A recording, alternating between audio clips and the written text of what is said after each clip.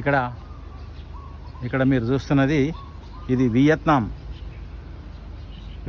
దేశంలోని మైథో నగరంలో వింట్రాంగ్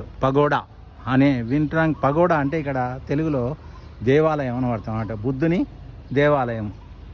అయితే ఈ బుద్ధుని దేవాలయం ఏంటంటే మొత్తము 20,000 చదరపు మీటర్ల విస్తీర్ణంలో మొత్తం 60 రకాల బంగారు కలర్ వేసిన విగ్రహాలతో నిర్మించారు. ఇది ఇక్కడ బౌద్ధ మస్తస్తులు, ఇది బౌద్ధ దేశం కాబట్టి వీళ్ళకు ఇది పవిత్రమైన ప్లేసు. అయితే ఇక్కడ ఇంకొక ప్రత్యేకత ఏంటంటే ఇందులో 3 పెద్ద పెద్ద విగ్రహాలు నిర్మించారు. ఒకటి అక్కడ కనిపిస్తున్నది లాఫింగ్ బుద్ధ,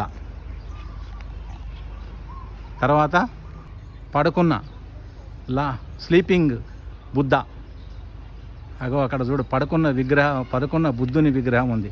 ఇక్కడనేమో లాఫింగ్ ఉంది. ఇంకొక విగ్రహం ఏమో నిలబడి మామూలుగా మౌన ముద్ర గల బుద్ధుని విగ్రహం ఉంది. అయితే ఈ నిర్మాణంలో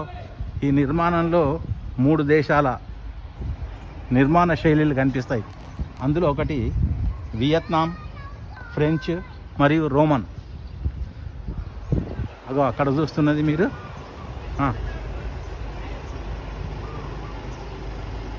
ఇంతకుముందు 2 విగ్రహాలు చూపించాను.